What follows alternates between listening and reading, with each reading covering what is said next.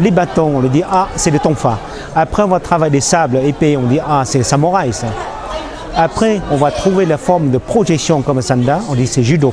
Après, même on fait la projection soumission, on va dire que, ah, ça c'est jujutsu, mais non, ça vient de Wing Chun, de soumission. Au départ, il y en a un seul chef cuisinier, mais après l'autre, il a dit, non, moi je préfère ajouter un peu plus de poivre. L'autre, il m'a dit, non, plus de sel. On ne veut plus le même nom, parce que si on dit que ça vient de namase chinois, ça veut dire qu'on va dire que, ah, on copie la Chine. On va baptiser chacun ses propres noms, mais quand on regarde bien la base, c'est le même namartien.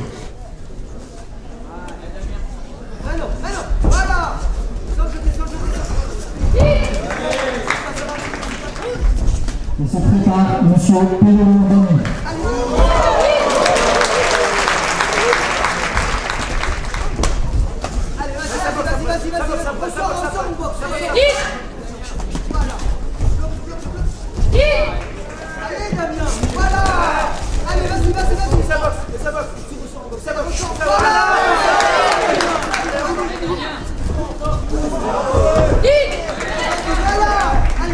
Se présente Monsieur Pélourdon, qui se prépare.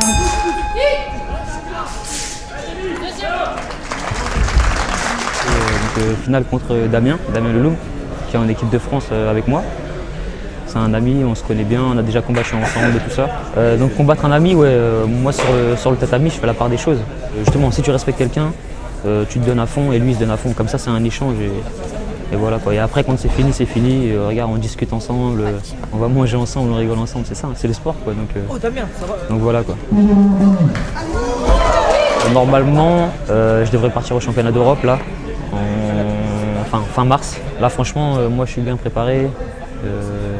Psychologiquement, je suis bien, j'ai confiance en moi et tout. Donc je vais tout faire pour ramener la médaille d'or, c'est sûr. Hein.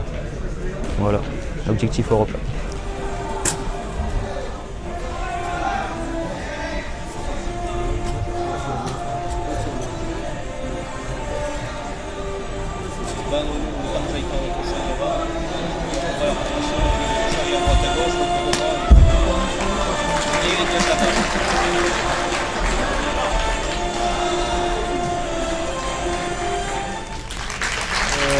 J'ai beaucoup appris lors des derniers championnats du monde, ce qui m'a permis une forte progression. J'ai pu axer mon travail notamment sur la réception des sauts et l'appui des sauts. J'ai regardé les autres athlètes faire, du coup ça m'a beaucoup aidé, j'ai beaucoup axé mon travail sur ça. J'ai bien augmenté, surtout en Nando, donc en catégorie C, c'est les sauts.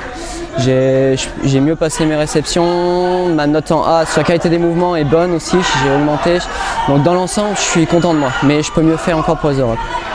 Alors j'espère aller en Estonie pour les championnats d'Europe. Mon objectif c'est d'au moins être dans les 3 premiers, voire 2e.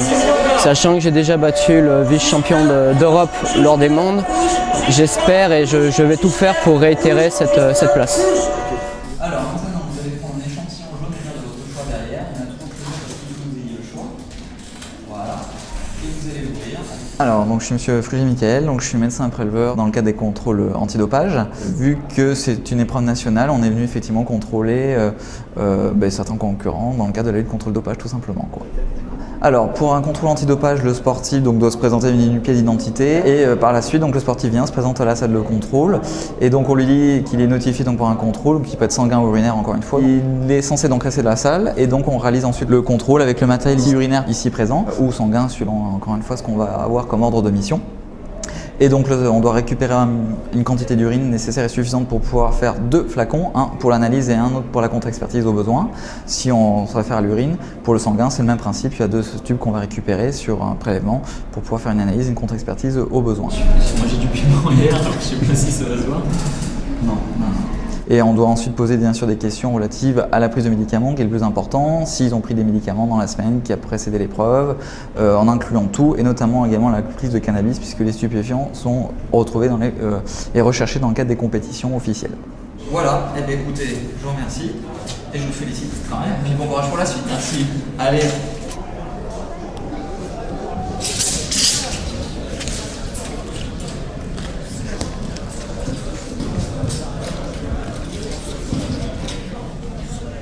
Donc, je m'appelle Alice Abedor, je vais sur mes 16 ans. Puis je pratique le Kung Fu, ça fait 7 ans, Wushu.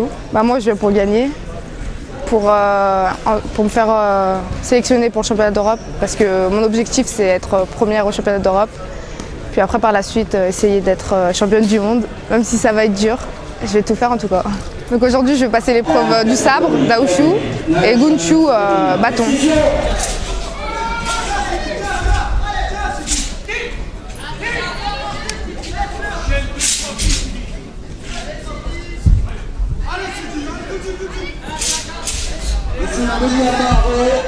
Pascal.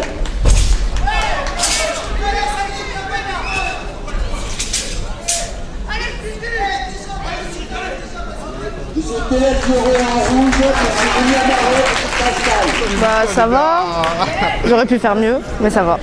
Bon, après, faut travailler. Au moins, j'aurais vu tous mes défauts pour les retravailler au club, donc ça va.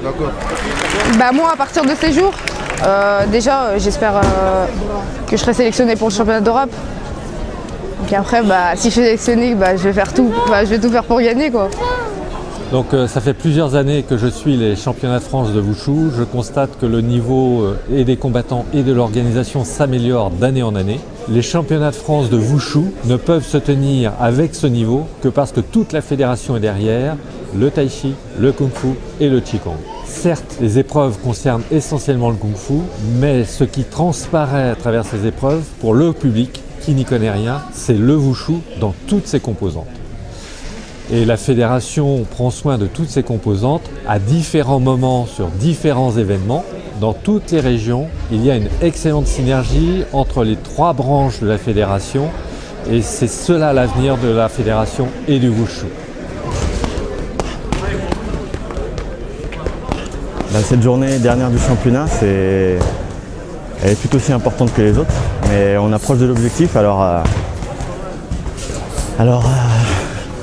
c'est là où il faut tout donner, quoi.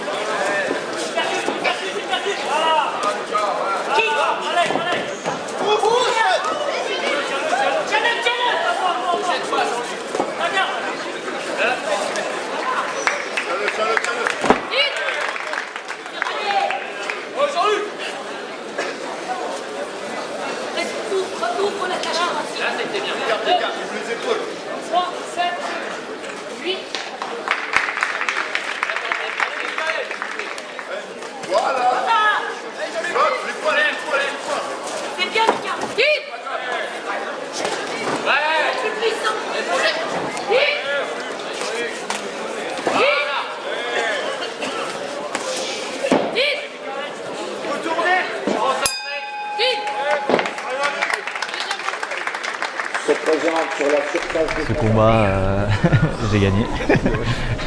Champion de France donc. Je me sens mieux que je n'ai pu l'être au championnat du monde. C'est vrai que j'ai été déçu de ma prestation là-bas. Là avec mon prof, on s'est entraîné différemment, on a modifié des choses pour essayer de m'améliorer moi et faire en sorte que le niveau progresse et que ce qui s'est passé au championnat du monde ne se reproduise pas. Je sais qu'il y a un championnat d'Europe à la fin du mois de mars. C'est pour ça que le championnat de France était tôt cette année. Donc j'imagine qu'il y aura des sélections pour voir qui ira représenter les couleurs de la France là-bas. Déjà, grosse évolution quant au niveau des combattants et des pratiquants, des techniciens. Donc les méthodes mises en place au niveau structuration depuis 2 ans commencent à porter leurs fruits. L'organisation de plus en plus, je dirais, professionnelle, respect du concept international, très content de l'organisation confiée à la région du Limousin. Mention spéciale au niveau des jeunes et des combats classe B, ça veut dire qu'il y a un réservoir derrière et qu'on va pouvoir commencer à faire des stratégies à moyen et long terme. Prochain rendez-vous, c'est championnat d'Europe en Estonie le 23 mars à Tallinn. Donc là, junior, senior mélangé, énorme délégation. Les médailles vont se jouer sur notre qualité à avoir su déceler les bonnes personnes avec quand même priorité aux juniors. Parce que derrière Tallinn, septembre, c'est Macao, championnat du monde junior. On doit non seulement jouer la médaille et détecter les potentiels d'évolution entre avril et août pour les juniors. Énorme travail pour l'équipe. La plus belle serait celle des Europes.